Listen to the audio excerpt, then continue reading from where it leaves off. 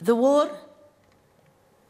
the 1967 war, paradoxically marks both the political and literary encounter between the two segments of the Palestinians across the Green Line or Divide.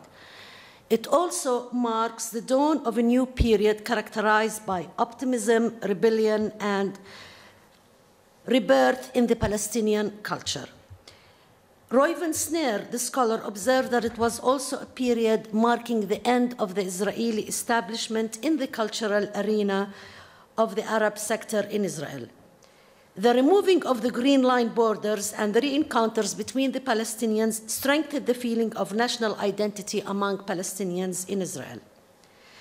This attitude drove Palestinian writers in Israel to look for means to consolidate their national identity, reinforce their cultural affiliation with their counterparts in the occupied territories. Such an attitude was also strengthened due to the general change of view in the Arab world's public opinion towards receiving Palestinian literature, poetry, writers, and critics who are living in Israel. The 1967 war, as we know, shocked many Arab writers, but this also made them gradually aware of the Palestinian literary production within the Israeli borders. Palestinian writers who in the 1950s were not read, or according to literary critics, they considered them as traitors, now they are celebrated as heroes. Now they are read, and their poetry can be heard on the radio. It has been translated to many European languages and Asian ones, and it was not only restricted to poetry, but it went further to the short stories, the novel, and later on to the plays. This, at the same time, made a positive contribution to the Palestinian cause and to the spirit of the Palestinian nation. As for the drama activities within the State of Israel, unlike poetry, it didn't have an easy road, and it didn't have an immediate prospects for having a theater in Israel. This is due to many reasons. One of them is the nature of the art, financial resources necessary to produce and stage plays, finding actors, and insufficient familiarity with the dramatic genre. These are many of the reasons for delaying its development. Nonetheless, important plays were written and published, and prominent among them is by Samih al-Qasim, who wrote the verse drama Karakash.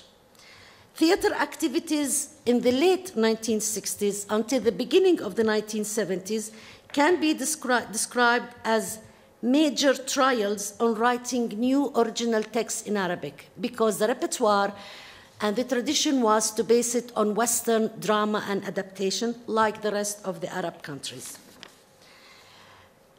So the plays that being staged at that time, after the 1964, were mainly productions by the amateur groups who were working without stable funding resources, and they were mainly established around the cities of Haifa and Nazareth, or in the center. There were prominent figures at that time. Anton Saleh is one of them, and Victor Qamar. As for the Israeli establishment and involvement in the Palestinian cultural arena, it did decrease a little bit. However, parts of the Ministry of Education and Culture and the Histadrut continued to employ Arabic-speaking Jews in order to enhance and start new cultural activities among Palestinians. And so they established the Center of Beit al-Karmeh, and then Frank Sinatra Center, later on فرقة المسرح بالنادي الشباب بنادي الهستدروت, المسرح الحديث, مسرح الشعبي, and المسرح الناهض. المسرح الناهض is a very peculiar and important case.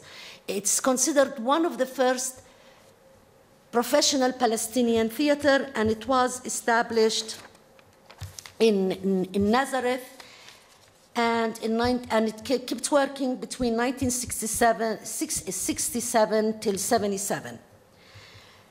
Al-Nahid, like many other Palestinian groups at that time, faced many difficulties, financial and, of course, political and ideological, because the members of the group themselves felt that they are working, with direct orders coming from the Israeli occupation, and that at the same time conflicted with their national ties and support with their brothers in the occupied territories. المسرح الناهض also had to break up later on because of these reasons that I mentioned, and from it sprang another group which was called المسرح الحر. المسرح الحر produced one of the major masterpieces in Palestinian theater, which is زغرودة الأرض in 1972. Al-Nahid also faced difficulty in performing in the occupied territories under Bayt al-Karma, and it started losing its audience. For when they performed in Bayt al-Karma, the audience, the Palestinian audience, will be reduced. But if they performed in other venues, the audience were more at that time. I'm trying to cut. The revival of Palestinian culture was not restricted among Palestinians in Israel, but it also extended to the West Bank, to us. And this also contributed to the factor of unification between the two segments of the Palestinian communities across the divide and the demarcation green line. The process of recognition was slow, but it was strengthened. The thing is, in the occupied territories, direct and censorship and strict censorship rules prevailed, and they were very harsh. And these censorship rules and measures were built upon the British mandate measures and which the Israeli occupation adopted, and that restricted a lot of Palestinians writing at that time, and they were censored. And that would be telling you the story, like the security of the state. Everything was put under the banner of the security and endangering the security of the state. And we know, like also among the Palestinians in Israel, the cases of Tawfiq Zayyad and Samih al-Qasim. And so these strict censorship rules and measurement also reflected on publishing houses and what is being written and published and read. However, before 1967 war, any quality kind of literature and intellectual and critical literature that was circulated in the Arab world, or communist literature, was pirated into the occupied territories. So people, there's that notion that in the occupied territories before 1967 war, ignorance prevailed. No, intelligentsia was there, and they could receive pirated copies of the publications, whether they were coming from Israel or from the Arab world. These censorship rules, as I said, were introduced by the British mandate. And sometimes here until recently, probably after Oslo only stopped, that the word Palestine was erased and it was censored in the West Bank and from school books. There was a major publication in the occupied territories in the West Bank, and that is the Journal of Society and Heritage, and it was published under the Folklore Committee of In'ash al-Usra. It's important because it started the revival of Palestinian tradition, the kofiyeh, the dress, the dabke, and that these ended up being national symbols that carried all the way its weight to the first Intifada. However, the atmosphere was also enriched by literary debates, by seminars, by poetry reading, panel discussions, and study sessions. Also, Souk Uqad at Birzeit University and the activities at Bethlehem University and the organization of Palestine Week, all of these provided a fertile ground to establish a theater in the West Bank. Now, in the West Bank, two prominent cities stand out. That's the city of Ramallah and the city of Jerusalem. We know the rich place and status of the city of Jerusalem. But the early attempt was عائلة المسرح, the family of theater, and started as an amateur group in Ramallah. They started rehearsing on Samih al-Qasim's verse drama Karakash, but the Israeli military authorities banned the performance and, of course, led to the collapse of the theater. In 1971, another theater group was established, and that is Balloons, Balalin. And it was established by two prominent figures on the Palestinian cultural arena, and that is the singer Mustafa al-Kurd and the late Francois Abu Salim. We have also in 1973 another amateur group, and that was called itself the Crescent al-Hilal. When Francois Abu Salim was asked in the 1970s, why didn't you go to the south of Lebanon and, fight with the PLO?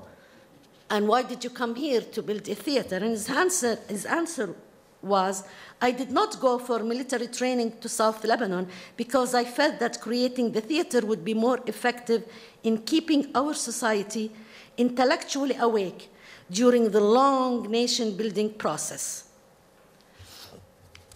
Well, I think he passed away without seeing that materializing.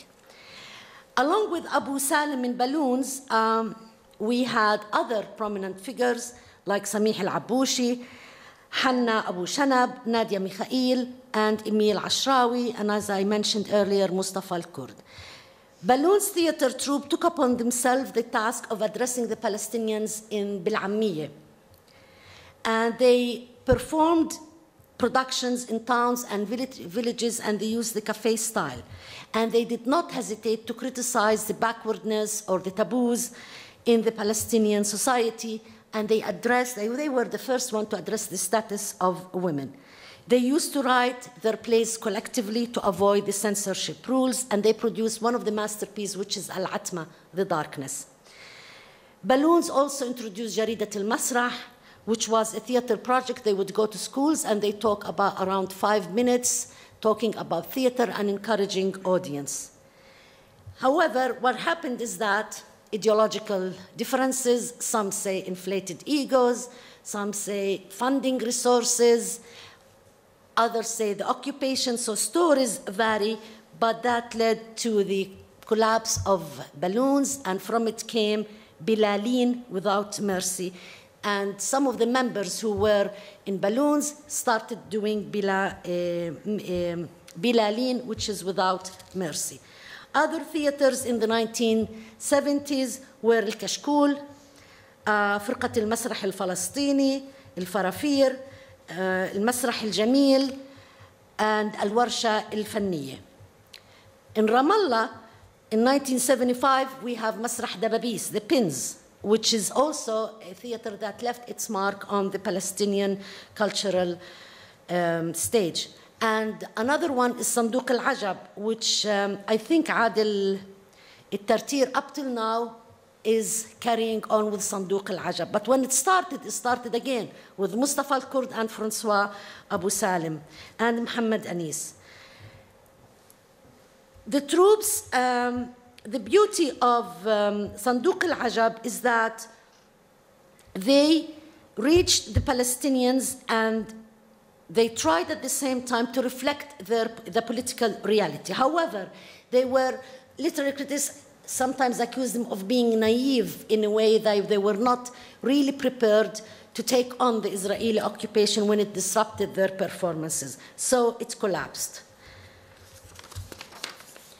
The other important theater in which I'm going to end with, in that, again, it's the same people. They would form group and they would collapse and reform other groups, which was Al-Hakawati Theater by, again, Mustafa al-Kurd, Francois Abu Salim, and started in East Jerusalem in 1977. But the thing about this theater is that it was a joint project between dramatist directors and actors from Israel and from Jerusalem. And that theater marks the stage of professionalization of the Palestinian theater. The thing is, when they needed additional actors, set designers, and lighting professionals and musicians, they were recruited according to the casual needs. The name of Al-Hakawati, we know the storyteller, the traditional storyteller. But when they took upon this name, they actually applied it in a way they did Style Cafe. They would tell stories, but they will tell stories from the actual Palestinian reality, and they would use, they were not only taking the tradition Arab storyteller figure, but they withdrew upon other sources from European theaters like Brecht theater. But in order to criticize the Palestinian community, and in order, for, of course, to politicize the community, they used exaggerated makeup, figures, and puppetry. I'll try to finish. Al-Hakawati, to jump on, Al-Hakawati masterpiece is their, now I stopped. Al-Hakawati masterpiece came in 1984, which was also considered a self-fulfilling prophecy, which is Alf Layla wa Layla min Rami al-Hijara, which again, as was mentioned in the earlier session, where you have the Palestinian youth now is David, and he's only armed with stones, and the military governor is Goliath, who is an equipped warrior, and he's fighting him because he stole his magic lamp. With the situation leading up to the first Intifada, Al-Hakawati theater tried hard to maintain its audience because of the disruption, at the same time because of different closures, censorship measures, and so they had to impose very high fees on their audience, which led them, they lost somehow their audience and their, as we say, the bases here among the Palestinians, but at the same time, it led them to go to Europe and introduce the word to the Palestinian theater. So when I went to study theater in Germany, the first thing they said, oh, you know Al-Hakawati? So it left its marks on the European and international stage. To recap really quickly, no doubt the period after the '67 war is a very complex one, both on the cultural and political level. But its cultural ramifications are very much innate with the political fate of the Palestinian people. The war, 67, 73, Israeli invasion to Lebanon, 82 till 84, the beginning of the Intifada, and we stopped with the Oslo. These are traumatic experiences in the daily lives of the Palestinians, and they are a watershed from, of course, in 1948. As a direct consequence of the '67 war, Palestinian national consciousness and identity is reflected in theater as a means to preserve collective cultural and social identity at all costs. It's a pattern that each event that signals a defeat and shock like '67 war has caused theater activities to go into state of parallels and yet to rise again once the defeat is being absorbed, if ever it will be. Thank you.